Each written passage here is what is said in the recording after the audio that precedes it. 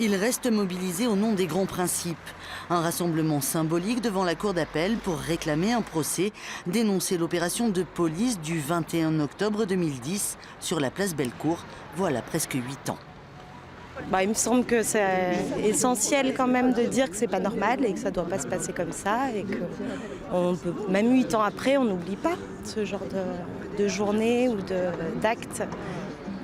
Elle fait partie des centaines de personnes encerclées par les forces de l'ordre ce 21 octobre.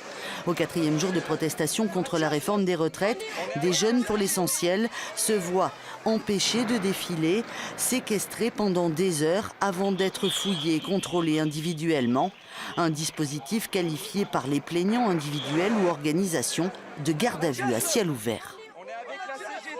C'est une atteinte aux libertés fondamentales et une atteinte véritable, c'est-à-dire que ça a concerné 700 personnes retenues pendant près de 7 heures, ça a interdit aux personnes de manifester librement, ça a interdit aux personnes de s'exprimer librement au terme d'une mesure de police que nous considérons comme tout à fait illégale.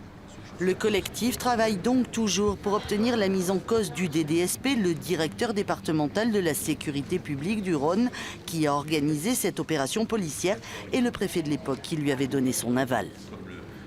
On a mis en place ce dispositif avec l'accord de l'autorité préfectorale et dans le cadre tel que posé par le procureur de la République de Lyon au niveau des contrôles d'identité indispensables, nécessaires et imparables face à la guérilla civile qui était en train de se développer la veille et le jour même place Bellecour. La question de la légalité de cette opération de police sera-t-elle un jour posée en place publique? Les juges ont décidé de renvoyer au 27 avril pour en discuter à huis clos.